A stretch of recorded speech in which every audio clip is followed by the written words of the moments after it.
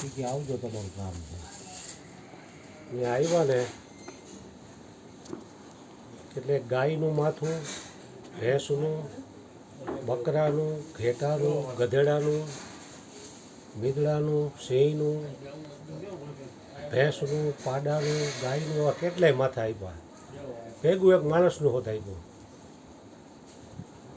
એ કે તું આ બધાય માથા લઈને જા, આખા ગામમાં ફરજે અને આને વેચતો આનું જે કાંઈ આવે ને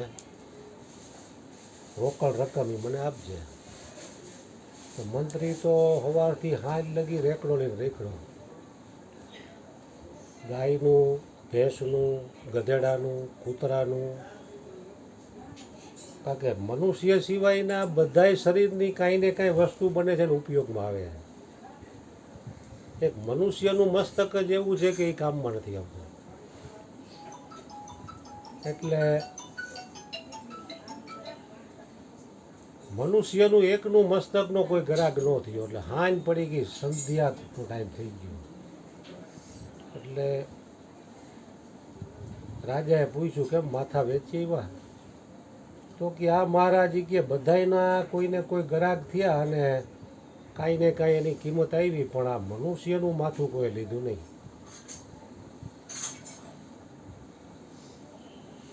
તો કે એટલે તો મેં તને સમજાવવા હાટું આપ્યું હતું. એ કે મનુષ્યના માથાની કોઈ કિંમત જ નથી, એટલે તો એ મહાત્માના ચરણોમાં દંડવત પ્રણામ કર્યા મેં. ઓ સર સર નહીં કે સદગુરુ કે ચરણો મેં ન ઝુકે.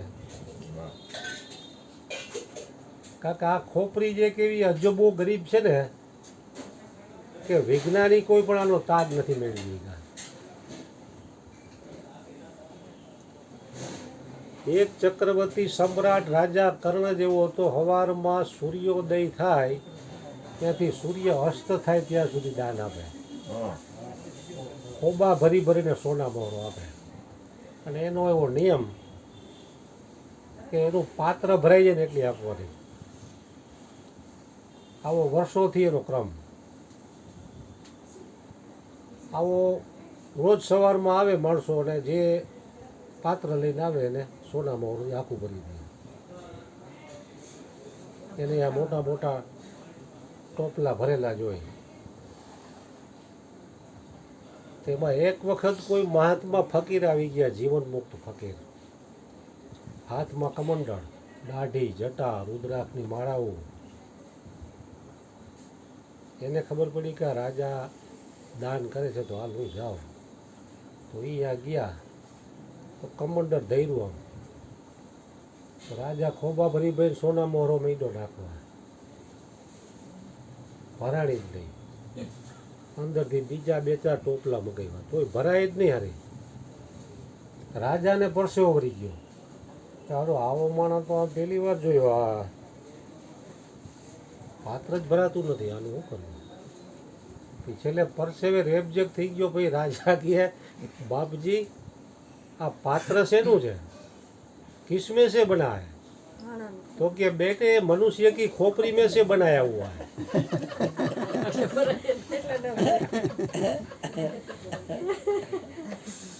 ये बच्चे मनुष्य की खोपड़ी में से बनाया हुआ है.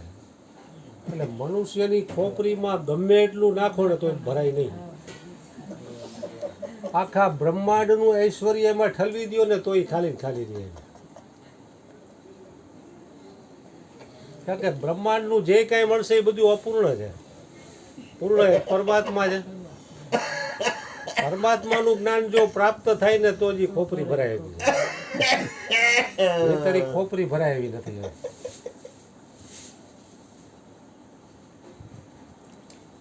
એટલે સંતોનો પહેલો સદગુણ છે નમ્રતા.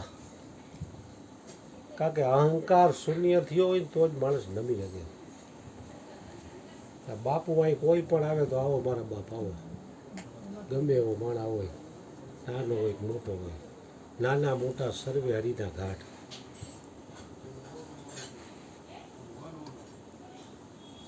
અને બીજો સદગુણ છે પ્રસન્નતા.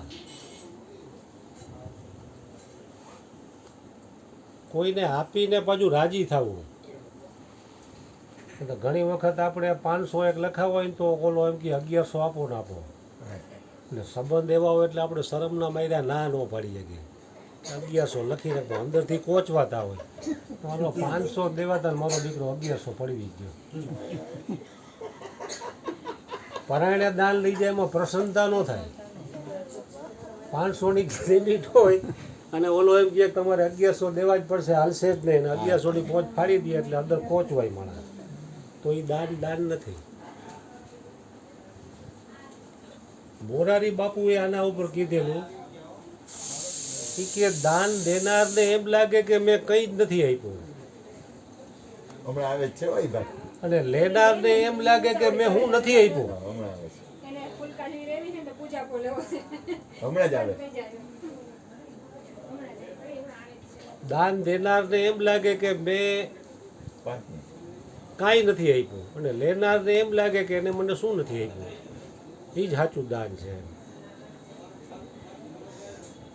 એટલે બીજો સદગુણ છે પ્રસન્નતા, દઈને રાજી થવું. પહેલો સદગુણ નમ્રતા, બીજો પ્રસન્નતા,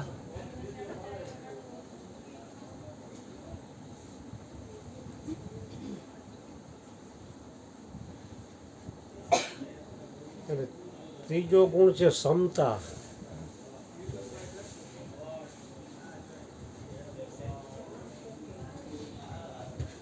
કારણ કે દરેક પરિસ્થિતિમાં સમ રહેવું નહીં બહુ કઠિન છે. આપણે હોય તો દાન કરી શકીએ, પણ ન હોય તો એ તો બાપુ જેવા કોઈ ઉછીના લઈને દાન કરે. આપણે તો હોય એમાંથી કરી, તો બાપુ જેવા કોક વિલ્લા નીકળે કે ન હોય તો કોકમાંથી ઉછીના લઈને દાન કરે.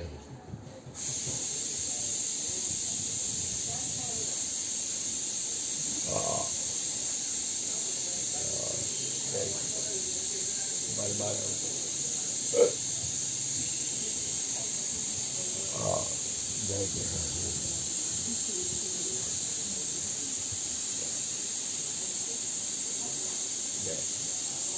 આવો ભાવનાજી હાલો માપ લઈ દે. ચાલો કામ થઈ ગયું, મારે કઈ ચિંતા ન રહે. જય ભગવાન.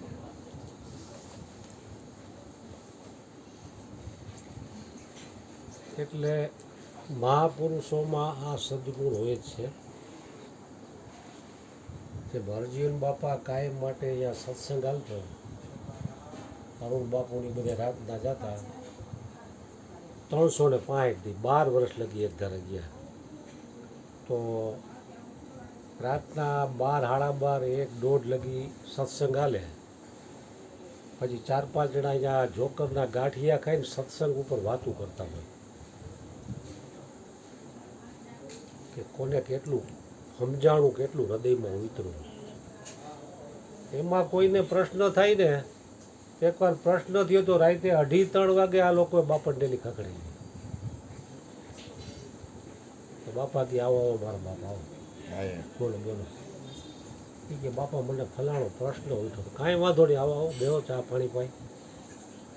2:30-3 વાગે અને તમારા પ્રશ્નનું સમાધાન કરી દે. એટલે ડૉક્ટરને રાતે 2 વાગે ફોન કરજો ને, એ 5,000 લેતો હોય તો એ ઇમરજન્સીના 50,000 લે. હવે આમાં કાંઈ કમાવાનું નથી, છતાંય એનો ભાવ કેવો, એનો પ્રેમ કેવો. કે શિષ્યનું કોઈ પણ રીતે જો સમાધાન થઈ જતું હોય, બાપાને એવો ભાવ કે હું જીવું છું ત્યાં સુધી કોઈ પણ પ્રશ્ન લઈને આવે તેનો જવાબ આપો. હવે ખોટાને તો કંઈ પ્રશ્ન કરાય નહીં આપણે. એટલે જીવિત મહાપુરુષોનો લાભ જેટલો લેવાય એટલો લઈ જવો જોઈએ. કારણ કે સમય છે ને એ બહુ ઓછો છે અને કામ ઘણું જાજુ છે. રાત છે થોડી, વેચ ને જાજા. એટલે જીવિત મહાપુરુષોનો લાભ લઈ લે છે એનું આ જન્મમાં જ કલ્યાણ થઈ ગયું. પછી આજનું કામ કાલ ઉપર છોડીએ તો કાલ પછી કોઈ દી થવાનું નથી. કલ કરે સો આજ કર, આજ કરે સો અબ, સમય बीत जाएगा तो करेगा कब. કારણ કે મનુષ્યનો મોટામાં મોટો શત્રુ જો કોઈ હોય ને તો આળસ છે.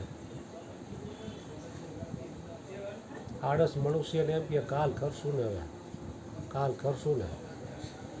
આ કાલ કાલ કાલ કરતા કરતા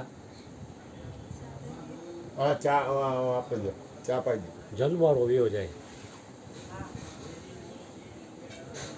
એટલે મહાપુરુષો એટલા જાગ્રત હોય છે ને કે એ આજનું કામ કાલ ઉપર છોડતા નથી.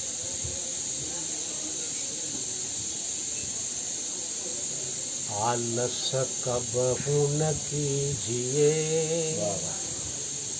आलस अरिसम जाने, आलस से विद्या घटे, बल बुद्धि की हानि. એટલે મહાપુરુષો કહે છે આલસ કબહુ ન કીજીએ. આલસ હરિસમ જાની. હરિ એટલે શત્રુ, મોટામાં મોટો શત્રુ છે. આલસ સે વિદ્યા ઘટે, બલ બુદ્ધિ की हानि. કારણ કે આળસુ માણા હોય ને એ લૌકિકમાં સફળ નથી થતો.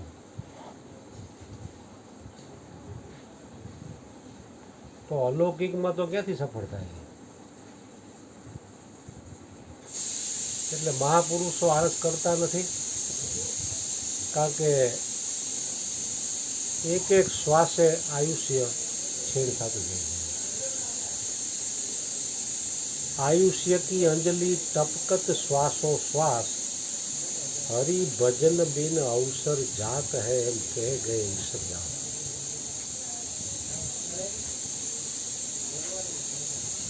કે એક એક પાણીનું ટીપું જેમ પડે ને માણસની જેમ સમય વીતતો જાય છે.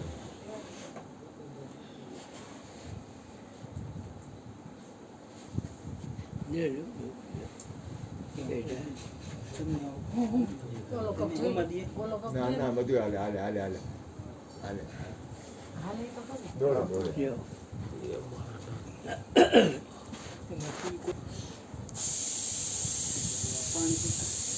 તો આખું ગામ ભેગું થઈ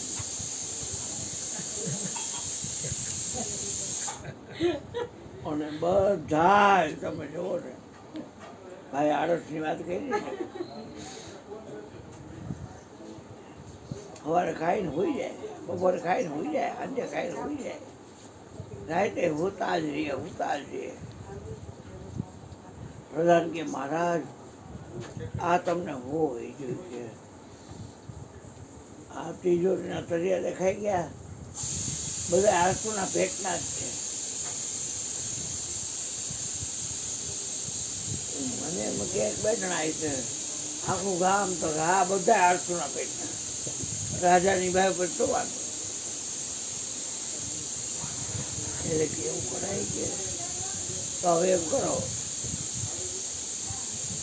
ભૂકું ખોળ છે ને ફરતું નાખી દો, હવે હરગાવો.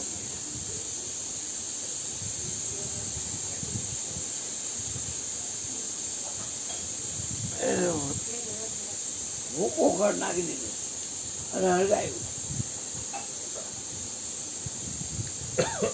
હવે બે ભાગ્યા, 4 ભાગ્યા, 10 ભાગ્યા, ગાંઠ ફટવો તો આવી ભાગ્યા. જો એવું ક્યાં તને પૂછ્યું છે? ખાલી ભાગ્યા એમ. હા ખાલી ભાઈ ગયા એમ બોલો હા, એમ. એમાં અમે સમજી જાઓ. સમજી જાવ હા. બધું આવી જાય. એમાં વચ્ચે અહીંયા બધા વિવેકી છે, તમે અડધું કહેશો કે અમે આખું એમાં વચ્ચે મોટીમાં કઈ કઈ ડોકું કાઢવા આવે એનું શું? વચ્ચે માણસ હોતા હતા વચ્ચે. એટલે એ કે માં 2 વાર માય નું બોલે, મામા એમ 2 વાર બોલે, આળસુના પેટાથી. અને ઓલો કે બા ભાણ એ તળપસર બોલાય, આળસુના પેટના છે. એટલે કે હરગો તો કે ભલે. રાજા કે કેમ રહ્યું? તો 2 જણા છે, વચ્ચો હોતા છે ને ફરતું હરગે જ ખડ અને ભાગતા નથી. તો કે બેને નભાવી દો આયા આવું હોય બેન એટલે આ બેને કાયમી માટે નભાવે. એ આયા હોય ભાઈ જો હોય તો એટલે અમે બધા અમને નભાવે બધા હા ભા મા બસ જાજુ લેશે આમ લઈ લીધું ને હવે તે એને કીધું કેદી આપી દેશે હે? કેદી બનાવી દેશે કાપડ ઈ લઈને નથી આવ્યો એટલે અહીંયા દઈ જાય ને એટલે મને ફોન કરજો એટલે હું લઈ જઈશ ભૂલી ગયા 800 ગોરધનભાઈ જ વાત કરતા હતા 800 ની કાપડ ભૂલી ગયા 800. આની પહેલા તને કીધું તું આ ભૂલી ગયા હાલો કાંઈ વાંધો નહીં જ્યારે આવે ત્યારે મને કોઈ ring પાછો કરજો ફોન એટલે હું કરીને લઈ લેવા જઈશ. આવતો નહીં, તું દિવાળી દેખાડતો નહીં. ના ના ના, પછી જેવો કરું આવે, આવે. છું એ કાલ છે કાલ કરતો તરત જ આવે બીજું બધું એક બાજુ પેલા આ કામ થાય હા વાહ ગાના વાહ